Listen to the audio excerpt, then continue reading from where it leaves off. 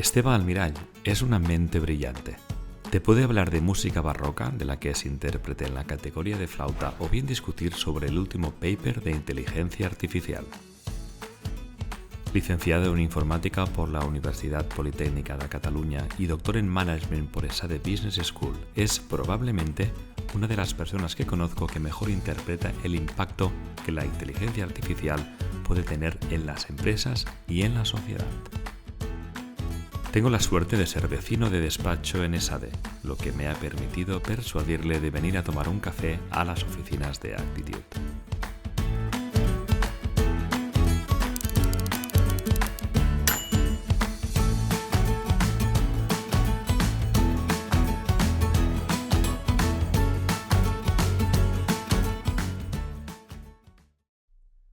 Muy bien, Esteban. Muchísimas gracias por estar esta mañana aquí con nosotros, pasarte a tomar un café con Actitude.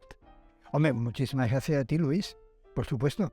Vamos al grano. Oye, va, Esteban, disparamos a la primera ya en la frente. ¿Qué es la inteligencia artificial? Bueno, la inteligencia artificial es un accidente. Es decir, esto empezó en el 56. Y empezó en el 56 en Dartmouth, en un workshop de verano que se organizó en Dartmouth. Y entonces había que ponerle un nombre a la bestia. Y bueno, a todo el mundo le gustaba Cybernetics. Cybernetics. La Cybernetics estaba cogido. Y entonces a alguien se le ocurrió lo de inteligencia artificial. Y en ese momento la cosa inteligente no era mucho y artificial pues tampoco. Pero bueno, inteligencia artificial funcionó y fue un nombre catchy. Y como es un nombre catchy, pues ha funcionado de cine. Entonces, bueno, después había que tener una definición de inteligencia artificial, ¿no? Porque primero los algoritmos que teníamos estaban más quizás en el lado de la estadística que en el lado de lo artificial. Quizás lo de inteligente no mucho, pero bueno, estaban más por ahí, ¿no? Y este fue el proceso de ir desarrollando el tema de inteligencia artificial. Al final estamos en algoritmos que intentan hacer cosas que parecen sean muy parecidas a las que hagan los humanos, en eso que nosotros denominamos inteligente. El test más habitual o la forma más habitual de detectar inteligencia que hoy en día está en cuestión es el test de Turing. Es decir, si tú tienes una conversación con algo que parece que a ti te parece que es un humano, entonces ese algo podríamos decir que es inteligente. Es decir, ya ves que la definición no es una definición ni muy estricta, ni muy acotada, es una definición un tanto...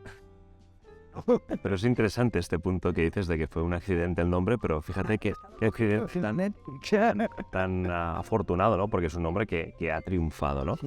Yo estudié inteligencia artificial en la facultad, ¿no? Venimos del mismo sitio, pero cómo ha cambiado, ¿no? En mi caso fue en los 80, a finales de los 80, la inteligencia artificial ha cambiado enormemente, ¿no? ¿Cómo describirías este viaje que ha hecho la inteligencia artificial hasta nuestros días? Que ahora hablaremos más en detalle. Bueno, son diferentes paradigmas, ¿no? Los que han empezado. Es decir, tuvimos una época en donde era mucho encontrar algunos mecanismos que pareciesen mecanismos humanos en base a hacer algoritmos muy de reglas, ¿no? Después estos algoritmos arriba se perfeccionaron con los sistemas expertos. Esto fue la época de los 80.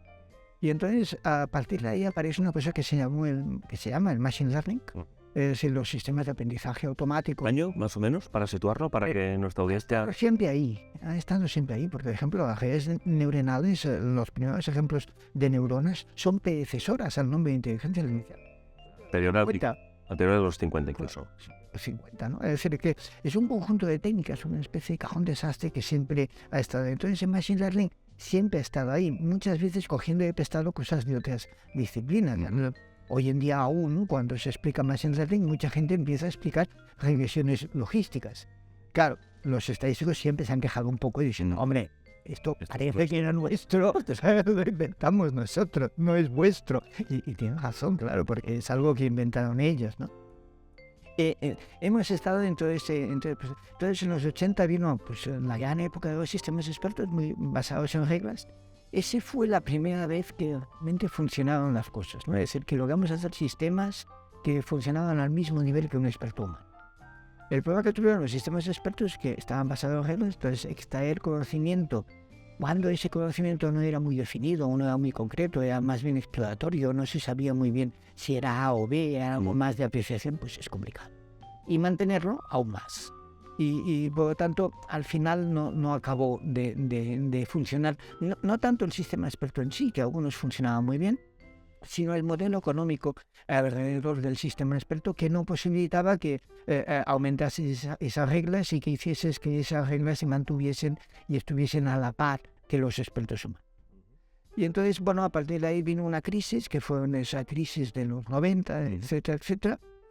Donde nadie prácticamente, ¿no?, hablaba de inteligencia artificial, excepto en la academia. En el mundo empresarial era un concepto que prácticamente desapareció, ¿no? Supongo que también por la venida de Internet, ¿no?, etcétera, que le pasó a ganar protagonismo. Pasa como en muchas disciplinas.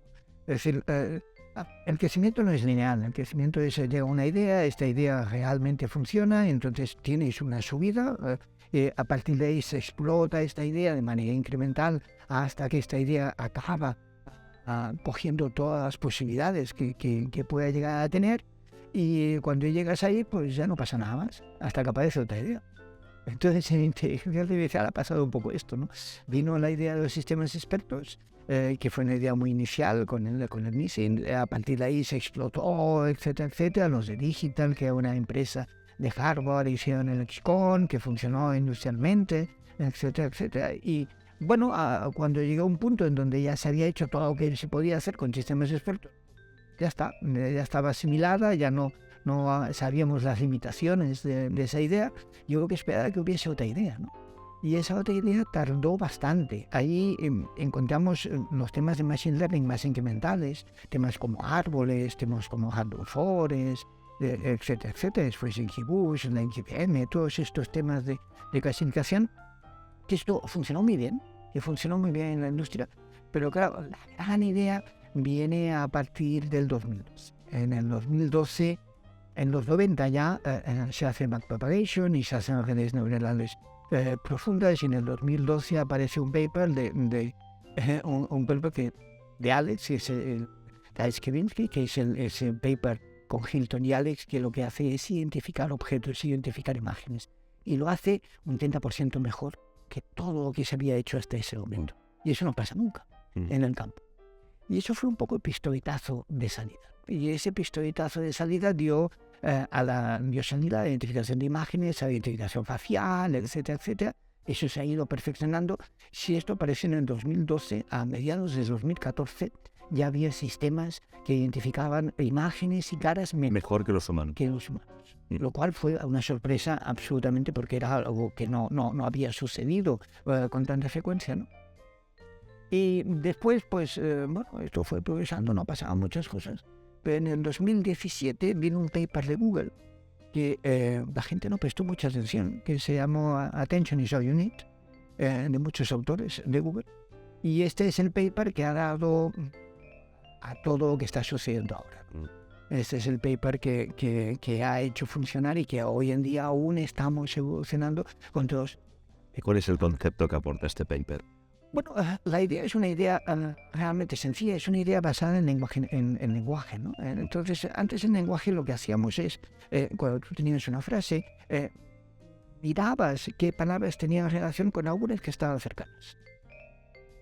Y aquí, pues, este paper, la gran idea era, el modelo es un encoder-decoder. Y entonces la gran idea era, en vez de mirar las palabras que están cercanas, ¿por qué no nos fijamos en aquellas palabras que concentran la atención?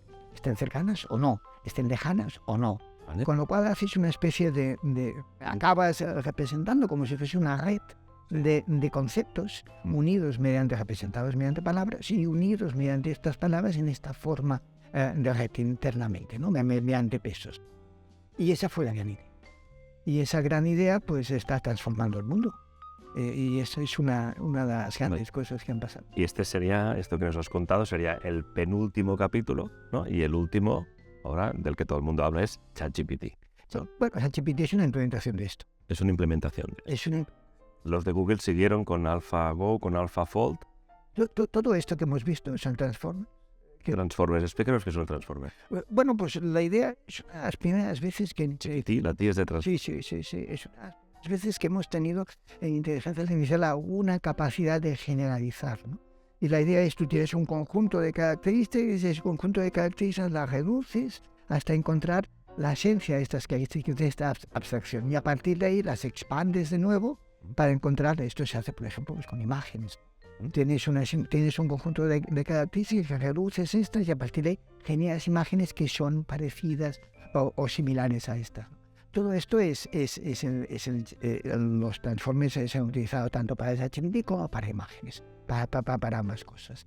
Y es la arquitectura que está funcionando ahora, que está transformando el mundo. La segunda idea que ha funcionado en esto, que es una idea ya más incremental, ya no es una idea tan radical como la que teníamos, como esta idea de attention is all you need, que esta fue una idea transformadora, ¿no? de las que pasa un poco. La segunda idea es el RLHF, es Reinforcement Learning and Human Feedback. Es decir, cuando tú cuando pones estos modelos y los sacas tal como han salido a partir del entrenamiento, realmente no funcionan muy bien, no son muy usados. ¿Pero si les das feedback? Si les das feedback humano y dices, hombre, esta respuesta es buena y esa respuesta es mala, que es el RHF, Reinforcement Learning Human Feedback, ahí es donde, y ahí hay mucho de ingeniería, ¿sí? Hay mucho de cómo haces esto, qué datos utilizas, etc. Esto es uno de los aspectos más interesantes de todo esto, ¿no? Y el RHF, Human Feedback, es lo que hace que el ChatGPT sea así de usable. Y si tuviésemos el modelo base, veríamos que el modelo base no funciona muy bien. No es muy usable, no dice respuestas muy coherentes, no nos gusta. Por tanto, cuanto más le vamos dando feedback, ¿no? Que es lo que le gusta a ChatGPT. Bueno, hasta un punto. Es decir, el modelo ya está entrenado. Cuando tú hablas con ChatGPT, no puedes entrenarlo, porque el modelo ya está entrenado. No. Pero para entrenarlo, se hace... Han utilizado el feedback. Este Human Feedback. Y dependiendo de lo bien que lo hagan, tendrás un modelo que funcione mejor o un modelo que funcione mejor, que funciona peor, ¿no? Y ahí, claro, hay muchas cosas que no sabemos porque son propiedades de las empresas de cómo se hace esto. Es decir, la ingeniería ahí, claro, es primordial. Eso hace que algunos modelos funcionen muy bien y otros dices, Dios mío, ¿qué ha pasado aquí, ¿no? Y si tuvieras que explicar ahora que hemos ya dado con ChatGPT, ¿no? Que es de lo que todo el mundo habla. Oye, ¿tú te ves capaz de dar una explicación muy simple para que todo el mundo entienda cómo funciona ChatGPT? Es decir, ¿cómo lo hace para hacer estas cosas que hacen que a veces parece magia? Vamos a intentar explicar esto como si me explicaras a mí cómo va la televisión, que no tengo que ser ingeniero en telecomunicaciones, pero ¿no? Hay ondas y demás, imágenes y tal. ¿Cómo lo haríamos? O sea, bueno, el sistema es... digamos, hay dos partes. Vamos primero explicando y después quizás lo sorprendente de lo que pasa después de la explicación, ¿no? ChatGPT lo que hace es predecir cuál debe ser la siguiente palabra que hay que encontrar. Este es un modelo predictivo, como cualquier otro, en este caso de lenguaje, por lo tanto, de palabras. ¿Cómo se ha construido esto?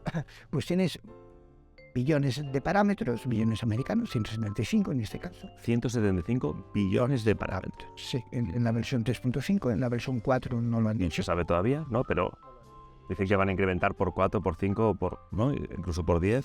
Lo que sabemos poco de la versión 4, ¿no? Porque más de 175 billones, con esto nos basta. Sí, sabemos poco porque, claro, estas empresas intentan que no les avance la empresa al lado, ¿no? Pero parece más que el tema está más en la manera en que hacen el RLHF, la manera en qué tipo de datos y cómo curan los datos, etcétera, etcétera, que en el aumento de parámetros. Estamos probablemente en un momento en donde vamos a ver una disminución de parámetros, porque no hacen falta. Es más cualitativo que cuantitativo. Sí. Vale, con lo cual es un modelo que intenta predecir, sí, con 175 billones de parámetros, cuál es la siguiente palabra. Entonces, ¿cómo la predice? Bueno, este modelo a lo largo de su entrenamiento ha tenido una especie de red en donde las palabras están estructuradas. Y por tanto, si tú vas a seguir una palabra, tendrás una cierta probabilidad de que esta sea la siguiente, ¿no? Esta es la estructura que saca con el entrenamiento. Entonces, ¿por qué a nosotros nos parece algo tan sorprendente? Porque el lenguaje y los conceptos están muy unidos. El lenguaje no está disociado de los conceptos. Nosotros representamos conceptos con el lenguaje. Por lo tanto, si logramos hacer esta red de palabras, al final estamos haciendo una red de conceptos. Y esto habrá muchas maneras de expresarlo, y cuando hacemos varias preguntas lo expresa de manera diferente porque no hay una red de conceptos fija, sino que hay probabilidades que pueden, pero expresan los mismos conceptos aunque con diferentes palabras. Al final es esto. ¿Cuál es ese resultado? Pues ese resultado viene matizado por ese RLHF, este reinforcement, que es el que los humanos les parece más adecuado que otro. Por lo tanto, han tenido durante meses o quizá años a humanos dando feedback sobre esos resultados. ¿Cómo lo han entrenado? Sí, sabemos poco, porque esta es la parte que es poco pública. Es decir, sabemos cómo se hace esto a nivel teórico, pero... ¿Cómo lo han implementado exactamente? No. Es secreto, es un secreto de compañía. Claro. Una de las cosas que parece sorprendente es que no hace falta tan human feedback. Es decir, con relativamente poco human feedback han logrado que estos modelos realmente se ajusten a lo que determinada población de humanos quiere.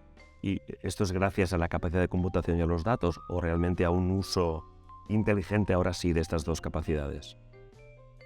Es gracias un poco a todo, ¿no? Es decir, en primer grado, a la aparición de los Transformers. Sin la aparición de los Transformers, sin ese paper de 2017, piensa que eso hace 5 años. O sea, es muy poco. De la idea inicial, de la idea teórica inicial que a alguien se le ocurrió el tema de los Transformers, fueron los de Google hace 5 años. No ha pasado nada. De esa idea inicial, esto es una parte importante, ¿no? La capacidad de cálculo, por supuesto, ¿no? Pero bueno, la capacidad de cálculo, es decir, los de Microsoft, donde se han llenado, son 10.000 NVIDIAs a 100, que es mucha capacidad de cálculo, pero bueno, tampoco es la clave de que lo hayan conseguido. Es decir, Amazon tiene muchísimo más que eso a las puertas, ¿no? Y es una capacidad de cálculo que se irá reduciendo con el tiempo, ¿no? Escoger qué datos, y que esto es muy importante. Probablemente la gran diferencia entre los modelos de GPT-3 3.5 y 4 está más en los datos, en el tipo de... En el tipo de datos, no en la cantidad, sino en el tipo de datos. Es decir, en el 4 hay más papers, menos Reddit, hay más... Es decir, hay datos que... más calidad, ¿no? Más calidad. Hay más conocimiento. Sí, hay más conocimiento y más calidad de datos que otra cosa. Entonces ahí es donde está más. Y después muchísimas pequeñas mejoras de ingeniería, como esto del RLHF, muchísimas, en muchos sitios. Pero que claro, que sumadas y juntadas, pues le dan un nivel de calidad muy diferente, ¿no?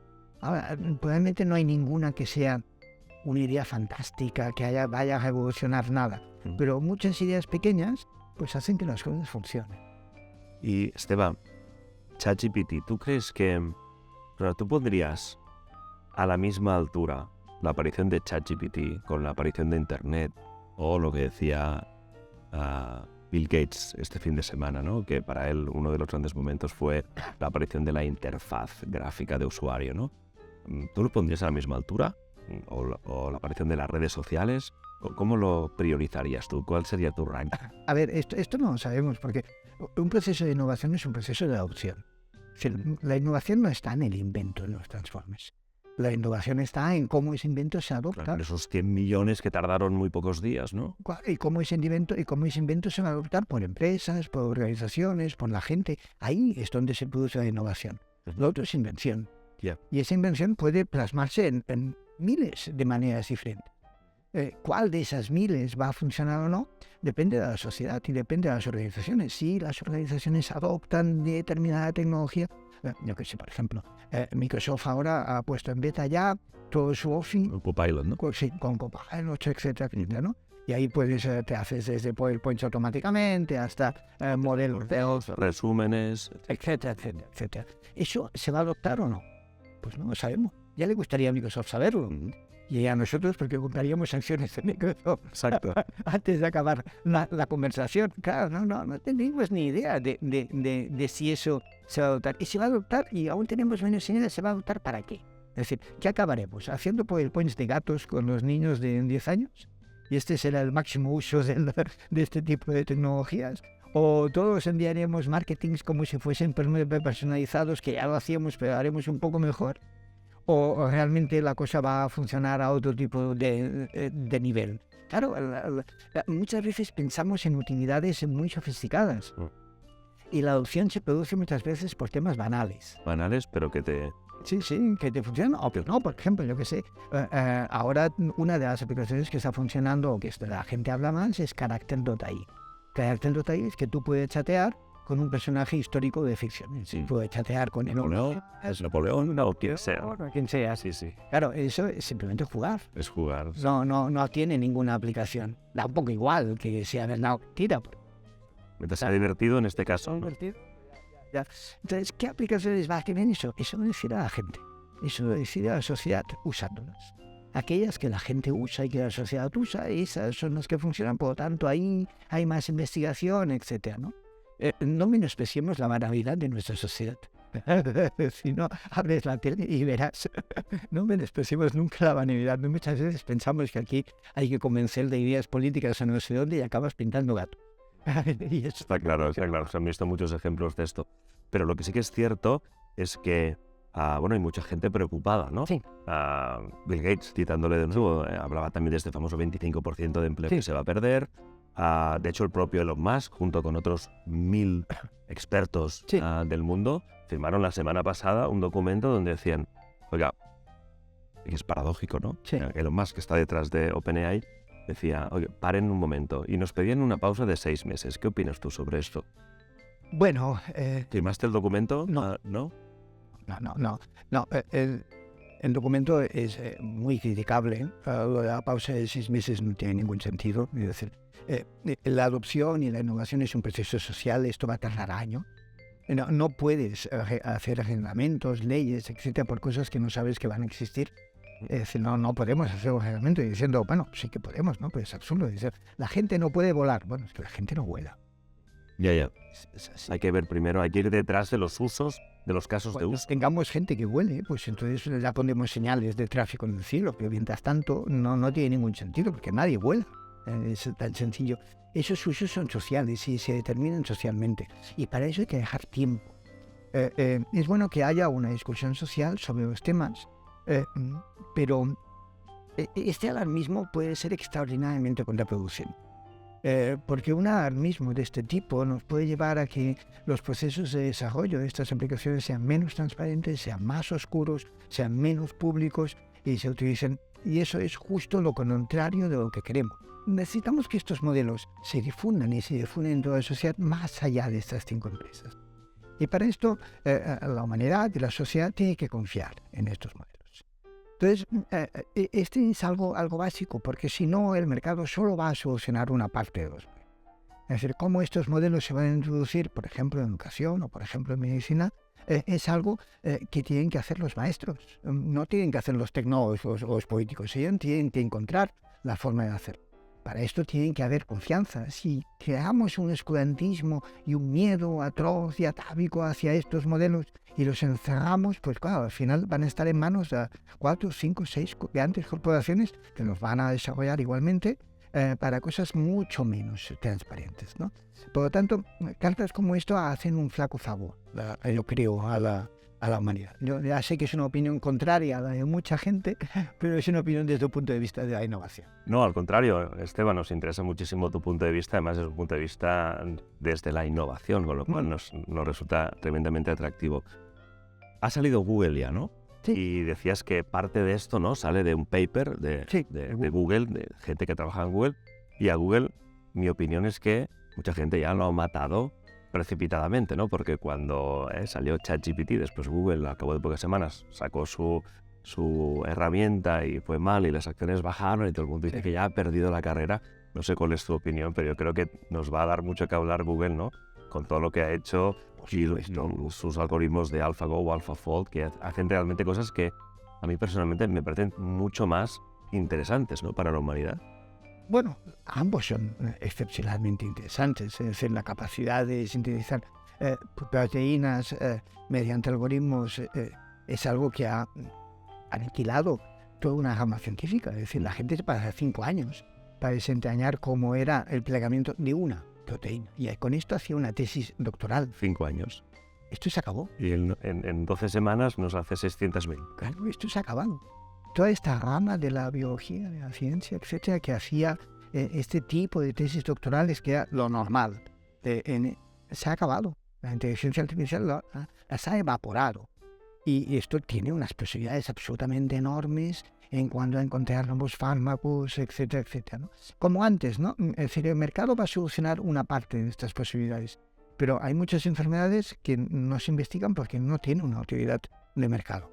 Necesitamos estructuras de mercado y de no mercado. Necesitamos las dos. Que se combinen. Por lo tanto, vamos a oír hablar bastante de Google en el futuro en cuanto a inteligencia artificial. En este campo hay varias líneas, ¿no? Es decir, una primera línea son los buscadores, es decir, cómo sustituir una parte de la función de buscadores en vez de que tienen un conjunto de enlaces y que tienen la respuesta, que esto más o menos es una línea que ya se estaba haciendo. Aquí una parte de la crítica era que, bueno, cuando se haga esto no podemos tener enlaces, por lo tanto no va publicidad. Bueno, los de Bing ya han puesto publicidad en la respuesta, es decir, ya lo tienen solucionado. Esta es una parte. Otra parte son las aplicaciones genéricas, lo que hemos visto en Microsoft Office, en donde tienes un copilot, asistente, etc. Otro tipo de aplicaciones genéricas es en programación. En programación ya empieza a ser difícil de concebir a alguien que programe sin la ayuda de estos modelos. Hace una programación mucho más eficiente, rápida, con menos errores, etcétera, etcétera. Esto es algo que estará al orden del día. Hay algunas profesiones que se vean muy afectadas de manera muy directa. Algunas de ellas son profesiones artesanales que durante la Revolución Industrial no han sufrido cambios. Imaginemos, por ejemplo, abogado, en donde hay un ejército de gente buscando precedentes, haciendo jurisprudencia, contratos muy parecidos a los anteriores, cambiando dos cosas. Claro, estos modelos esto lo hacen muy bien. No hace falta toda esta gente, ¿no? Otro tema son consultores, en donde hacen más o menos lo mismo. Hay informes de consultoría que son más o menos parecidos a uno que habías hecho antes o a juntar varios que habías hecho antes, cambiando los datos, etcétera, etcétera, ¿no? Ahí también veremos un impacto importante. Son profesiones que han permanecido muy estables durante el tiempo. Hay toda una parte de aplicaciones del mercado, que son las apps, en base a todo esto, que veremos una eclosión de apps, como vimos en smartphones. Y ahí es donde está más la sorpresa, ¿no? ¿Qué pasará? ¿Qué se nos ocurrirá hacer en base a estas herramientas de base que tenemos? Otra parte son los chatbots. Los chatbots hasta ahora han tenido una utilidad relativa, ¿no? Y, por ejemplo, uno de los que ha hecho un contrato con OpenAI es Stripe, que hacen transacciones de tarjetas de crédito. Claro, los chatbots en estas transacciones de tarjetas de crédito existe la casuística de todavía, ¿no?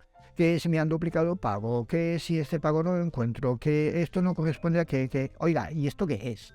Etcétera, ¿no? Estas preguntas clásicas que hoy en día necesitamos humanos para contestar eso. Ninguna de ellas tiene gran trascendencia.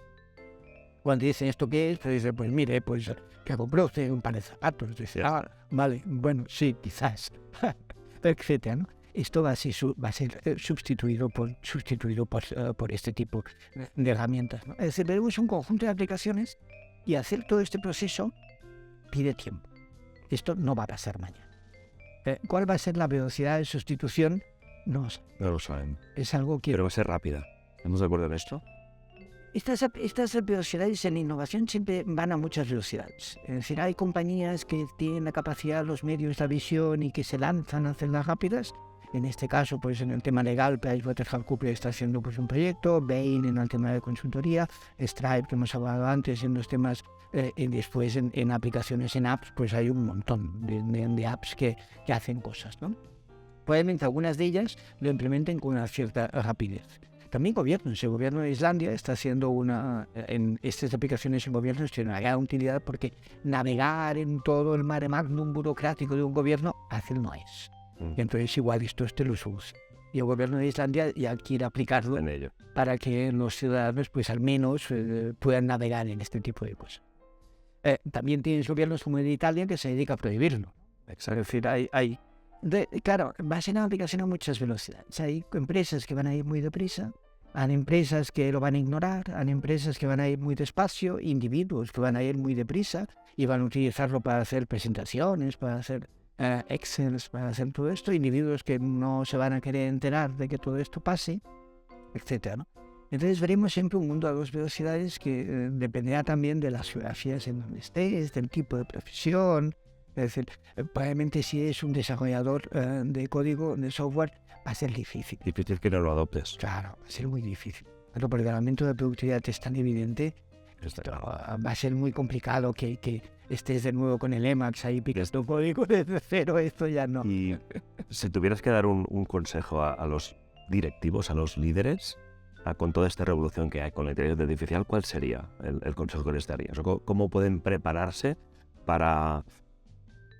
Es que no sé qué verbo utilizar aquí, ¿no? Porque hay gente que dice, no, vamos a vencer, vamos... Yo creo que lo que hay que hacer es apalancarte en ella, ¿no? No sé qué es lo que opinas. Sí, bueno, es un momento de disrupción tecnológica, ¿no? Entonces aparecen nuevas posibilidades.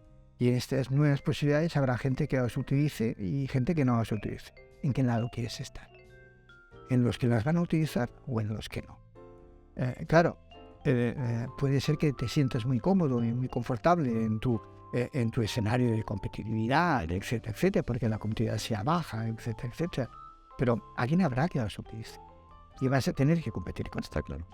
Entonces, yo les diría, bueno, plantéatelo e intenta utilizarlo en la mejor medida posible, porque una frase que yo utilizo y que he utilizado últimamente en los artículos es, bueno, los humanos no vamos a ser sustituidos por inteligencia artificial, al menos no ahora. Los humanos sin inteligencia artificial van a ser sustituidos por humanos con inteligencia. Lo mismo pasa con las organizaciones. Es decir, si tú eres capaz de toda la parte de claims en banca, etcétera, etcétera, hacerlo automático a coste marginal cero, con escalabilidad infinita, y tú lo tienes que hacer a mano con gente, a ver cómo compites. Ahí tienes. Porque yo quiero verlo. Ahí tienes la definición de ventaja competitiva. Oye, y una última pregunta, seguramente la más importante que te voy a hacer. ¿Qué música le ponemos, Esteve, a este vídeo para cerrarlo? Haz una recomendación, que sé que de música sabes incluso más que de inteligencia artificial. No sé, a ver, a mí me gustan dos tipos de música. Tiene que quedar bien con el vídeo, eso sí. Sí, a mí me gustan dos tipos. Una es el barroco. Entonces yo diría, Lo veo difícil de compaginar el barroco con un vídeo, pero lo vamos a intentar, ¿eh? Lo vamos a intentar. y si no jazz, Don Bayas. Don Bayas es Perfecto. Vamos a ver cuál de las dos queda mejor. Claro, en barroco, Juan Montiel. Y esperemos que el resultado te guste. Esteve, ha sido un placer compartir esta charla contigo. Sabes dónde estamos, puedes pasar a hacer un café, siempre que quieras un café con él. Muchísimas gracias. Gracias. Gracias.